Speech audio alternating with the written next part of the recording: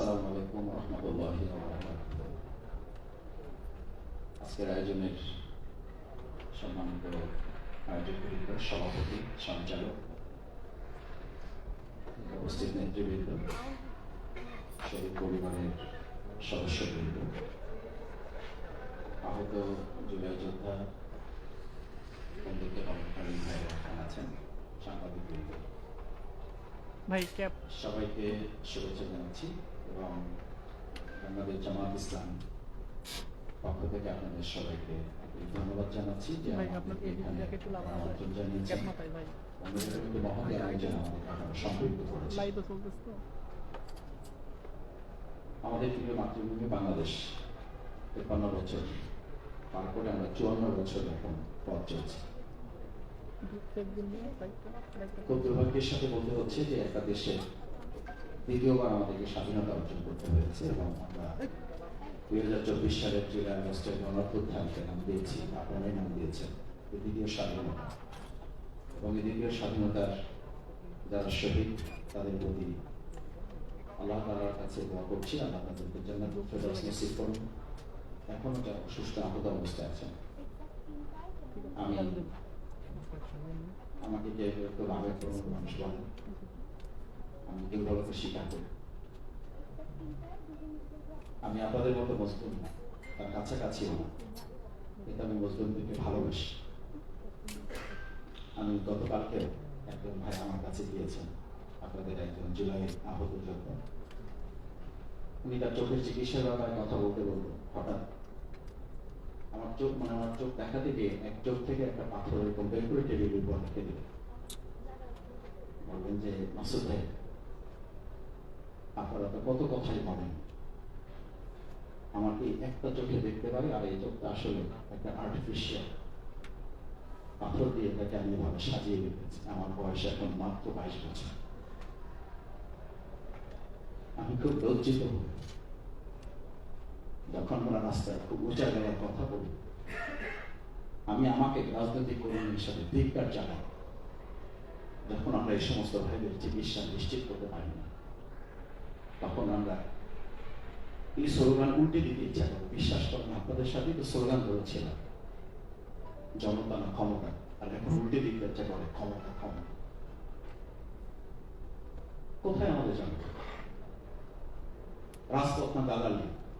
এখন তো আমরা দালালিতে লিপ্ত হয়ে যাচ্ছি। কেউ আমাদের ক্ষমতা দরকার, ঘৃণা ভরে সব কিছু আমরা প্রত্যাখ্যান করতে চাই।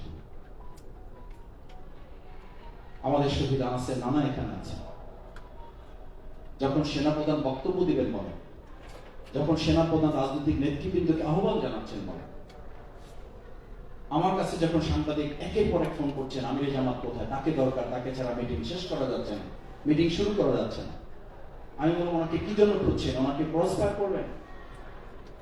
ওনাকে গুলি করে ওনাকেও কি নিয়ে হত্যা করবেন? বলছে না ভাই, মিটিং ডাকা হয়েছে কেন আপনারা জানেন না যে সব ঠিক হয়ে গেছে? আমি বললাম, যখন ঠিক হয়ে গেছে বলতো, তখন চানকার বলে আমাদের ভাইদের সামনে ৪ জন শহীদের ডেড বডি পড়ে আছে। কি বলেন এগুলো? বলছে না ভাই, ঠিক হয়ে গেছে সব, হাসিনা নাই, চলে গেছে। আমি বললাম, যখন চলে গেছে এই মেসেজ কি আছে পুলিশের কাছে? এই যে একটু আগে আমাদের ভাই আইনজীবী বললেন, কি সহযোগিতা পাবো? আমরা দোষর মুক্ত করতে পারিনি, দেশটাকে আমরা দোষর মুক্ত একটা বাংলাদেশ করতে পারিনি। এখনো যে দেশে অনলাইন প্রযুক্তির মাধ্যমে তারা ৪০০ জনকে একত্রিত করে একটা প্রোগ্রাম করে, প্রোগ্রাম করার পর তাদেরকে আইডেন্টিফাই করা হয়, সেই সরকার, সেই প্রশাসনের কাছে আমি কি বিচার দাবি করব?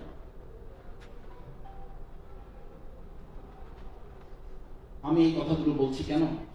এটার জন্য আমিও দায়ী, এটার জন্য আমার দল বাংলাদেশ জামাত ইসলামীও দায়ী। আমরা আমাদের এই সমস্ত শহীদদের পাশে দাঁড়ালে, আমরা আবেগ আপ্লুত হয়ে চোখের পানি ফেলি, তাদের কাছে একটা খাম দিয়ে তাদেরকে বিদায় করে দিয়ে আমরা সংসদ ভবনের দিকে তাকিয়ে থাকি, কখন সংসদ ভবনে গিয়ে আমরা ক্ষমতাটা দখল করব। প্রতারক আমি, বেঈমান, বিশ্বাসঘাতক। এই শহীদদেরকে সামনে রেখে লম্বা লম্বা কথা বলি, আহত কঙ্কুতিদের কাছে গেলে আমরা কোথাও কোথাও তো দেখেছি এটা ঘৃণা করে আমাদেরকে প্রত্যাখ্যান করেছে। আমাদের আহত পঙ্গুত্বরা বলেছে, কি বলেন আপনারা এসব? একটা খাম দিয়ে আমাদেরকে আপনারা কিনতে চান, তাহলে আমরা জীবন বাঁচিয়ে রেখেছিলাম কেন? কিন্তু আমি খুব দুর্ভাগ্যের সাথে লক্ষ্য করি কে কত খাম দিয়ে কাকে কিনে তার কাছ থেকে এখন কথা বিক্রি করা হচ্ছে, কথা কেনা হচ্ছে। আপনাকে একটা খাম দিলাম, আপনি আমার পক্ষে 2 মিনিট কথা বলে চলে যান, শেষ। আপনার সাথে আমার আপনার সম্পর্ক। ওই খাম পেয়ে আমাদের এই জুলাই যোদ্ধার, আমাদের শহীদ পরিবারের লোকেরা ঘৃণা করে খাম প্রত্যাখ্যান করে তাদেরকে ফেরত দিয়ে বলেছে, যদি খামই চাইতাম তাহলে আপনারা সংসদেরা আমাদেরকে মন্ত্রী বানানোর জন্য প্রস্তাব ছিল, আমরা তা প্রত্যাখ্যান করেছি, এই খামের জন্য আমরা বিপদ করি। This is scenario. আমাদের দেশে বিচার পাইতে হইলে যে বলে না, আমাদের দেশে বিচার পাইতে হইলে আপনাকে ভাইরাল হইতে হবে। আমি প্রসিকিউটরে দু এক সময় টুকটাক একটু যোগাযোগ করতে হয়, কথা বলতে হয় মাঝে মধ্যে, একদম মানে শহীদ পরিবার এসে বলে যে ভাই আমরা যে তালিকা দিয়েছি সেই তালিকার কোনো খবরই নেই, যে নাম দিয়েছি সেই নামের সাথে কোনো মিল নাই। যোগাযোগ করতে গিয়ে আমি শুনি আজকে ভাই বলেছেন দুটো প্রসিকিউট আমাদের দুটো ট্রাইব্যুনাল চলছে। কেন? অন্তর্বর্তীকালীন সরকার যদি এত আয়োজন করতে পারে, এত কিছু তারা করতে পারে, তাহলে দুটো ট্রাইব্যুনাল আজকে 1 বছর পার হতে যাচ্ছে, আর মাত্র কয়দিন পরে সেই জায়গায় আমারও দায়বদ্ধতা আছে। কারণ কি জানেন? শুধু অন্তর্বর্তী সরকার নয়, অন্তর্বর্তী সরকারকে আমরা শুধু চাপ দিচ্ছি আমাকে মাফ করবেন, শুধু চাপ দিচ্ছে। আমি কাউকে বলেছি যে ভাই অন্তর্বর্তী সরকারের সাথে শুধু দেখা করেন, দেশে মিটিং করেন, বিদেশে মিটিং করেন, শুধু একটা নির্বাচনের জন্য। শান্তমতো কোনো মিটিং হয়েছে বলে আমি সংবাদপত্র দেখি নাই। আপনারা দেখে থাকলে আমাকে হেল্প করে। আমি আজকে এখানে যারা আছে, অডিয়েন্সে যারা আছে, তাদের কথা শোনেন। আপনারা শুনেছেন কিনা যে বিচারের জন্য রাজনৈতিক দল ঘুরিয়ে বলেছে আপনাকে বিচারের ডেডলাইন দিতে হবে। আমি বহুবার বলেছি রাস্তায় দাঁড়িয়ে, নির্বাচনের ডেডলাইনের আগে, বিচারের ডেডলাইন আগে বাংলাদেশে না গিয়ে দেশে জুলাই যোদ্ধার শহীদ পরিবার ধীরভাবে নির্বাচনের ডেডলাইন প্রত্যাখ্যান করতে বাধ্য হবে। এগুলো রাজনৈতিক কথা না। আমার সঞ্চালক আমাকে বলেছে জামাত ইসলামী কি চায়, জামাত ইসলামী কি চায় এটা তো ইতিমধ্যে মানুষের কাছে প্রকাশিত, জনগণের কাছে প্রকাশিত। জামাত ইসলামীকে ইতিমধ্যে আসামি কাঠ করে দাঁড় করে দেওয়া হয়েছে। আমরা কি নির্বাচন বিলম্বিত করছি?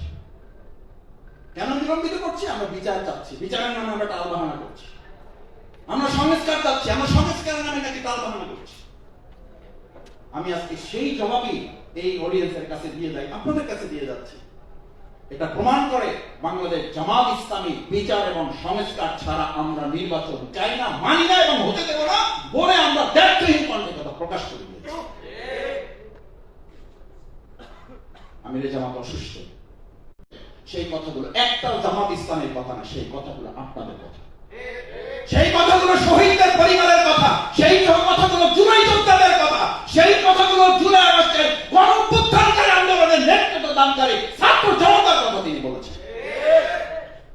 আপনাদেরকে সালাম জানিয়েছেন, দোয়া চেয়েছেন, তার অপারেশন সম্পন্ন হয়েছে। আমরা আশা করছি একটা নির্দিষ্ট সময়ের মধ্যে তিনি আমাদের মাঝে আবার ফিরে এসে আপনাদের আন্দোলনে তিনি সামিল হবেন। নিশ্চয়ই আমার সময় নির্ধারিত আছে, আর 1 মিনিটে শেষ করে দিই। সম্মানিত ভাই এবং বোনেরা, আজকে আমি এই কথাটুকু বলতে চাই, নির্বাচন নিশ্চয়ই গুরুত্বপূর্ণ। আমি তো ভোট দিতে পারিনি 25 বছর, ভোট গুরুত্বপূর্ণ। কিন্তু আমরা যখন এই কথা আমরা যখন এই কথা বলি যে আমরা কি একটা শুধু ভোটের জন্য এই আন্দোলন করেছিল, আমি বহুবার বহু জায়গায় বলেছি যে আমাদের বাংলাদেশের 53 বছরে এইরকম সরকার পতন কি কখন হয়েছে যে সরকারের প্রধান থেকে শুরু করে একদম ইমাম পর্যন্ত দেশ ছেড়ে পালিয়েছে? সেরকম একটা প্রেক্ষাপটে আপনি বলবেন 3 মাসে, 6 মাসে, 1 বছরের মাথায় কেন নির্বাচন দেওয়া হবে না? এই নির্বাচন না দেওয়ার কারণেই বিচার হচ্ছে না, এই নির্বাচন না দেওয়ার কারণেই সংস্কার হচ্ছে না, এই নির্বাচন না দেওয়ার কারণেই শহীদরা আজকে লাঞ্ছিত, এই নির্বাচন না দেওয়ার কারণেই জুলাই যোদ্ধাদের সম্মান দেওয়া যাচ্ছে না। মানে যা কিছু হচ্ছে না, সব কিছু হচ্ছে না কি কারণে? আর আমি উল্টিয়ে বলে যাচ্ছি আজকে, আমি এই দেশের নাগরিক, আমি ভোটার, এবং আমি এটাও বলি বাংলাদেশ জামাত ইসলামী আমাকে একটা আসনের জন্য ইতিমধ্যে অনুমতি দিয়েছে জাতির প্রতিনিধিত্ব করার জন্য। আমি যেন মানুষের কাছে যাই, আমি যাচ্ছি মানুষের কাছে। আমি মানুষের কাছে এই কথা বলছি, আমাকে আগে ভোট দেওয়ার জন্য আপনাদের কাছে অনুরোধ করছি না, আগে অনুরোধ করছি বিচার এবং সংস্কার কাজে আপনারা সোচ্চার হবেন। বিচার সংস্কার না হলে আপনি আবার সেই 53 বছরের আপনার ভোট আপনি দিতে পারবেন না। আসুন, আমরা আমাদের ভোটের জন্য না, রাজনীতির জন্য না, ক্ষমতার জন্য না, আমাদের এই শহীদ পরিবারের জন্য, এই জুলাই যোদ্ধা আহত পরিবারের জন্য, যে সুন্দর একটা নতুন বাংলাদেশের নতুন বন্দোবস্তের জন্য এই জুলাই আগস্টের ভাই বোনেরা সম্মিলিতভাবে আমরা কাঁধে কাঁধ দিয়ে এই রাজপথে নেমে এসেছিলাম, সেরকম একটা সুন্দর বাংলাদেশ বিনির্মাণে অবশ্যই ট্রাইব্যুনাল বাড়াইতে হবে। আমরা আজকে দাবি তুলতে চাই, অবশ্যই সেখানে প্রসিকিউটর বাড়াইতে হবে, সেখানে প্রসিকিউশনে যারা আছেন তাদের সংখ্যা বাড়াতে হবে, তাদেরকে সব ধরনের সহযোগিতা দিয়ে সরকারকে প্রমাণ করতে হবে তারা এই অন্তর্বর্তীকালীন সরকার শুধুমাত্র আমাদের কয়েকজন মানুষের সরকার না, তারা এই শহীদ পরিবার আহত জুলাই যোদ্ধাদের সরকার, রক্তের উপরে বসা সরকার। সে রক্তের ঋণ শোধ করার জন্য তাদের ভূমিকা পালনের উদাত্ত আহ্বান জানিয়ে আপনাদের কথার সাথে সমস্ত যৌক্তিক দাবিগুলোর সাথে বাংলাদেশ জামাত ইসলামী শুধু একমত না, শুধু সহমত না, এই দাবি আদায় করা ছাড়া আমরা বাংলাদেশের আগামী দিনের কোন উন্নয়ন, অগ্রগতি এবং এই অর্জিত স্বাধীনতাও আমরা ধরে রাখতে পারবো না। এটার সাথে আমরা একমত পোষণ করে সবাইকে ধন্যবাদ জানিয়ে আমার কথা শেষ করছি। আল্লাহ হাফেজ। বাংলাদেশ জিন্দাবাদ, বাংলাদেশ জামাত ইসলামী জিন্দাবাদ। এবার আসছে মুজিবুর রহমান মঞ্জু ভাইয়ের কাছে। বিচার সংস্কার নির্বাচন নিয়ে এবি পার্টির অবস্থান কি, আমরা একটু মঞ্জু ভাইয়ের মুখ থেকে শুনতে চাই। এবি পার্টি বিচার সংস্কার এবং নির্বাচন নিয়ে কি ভাবছে?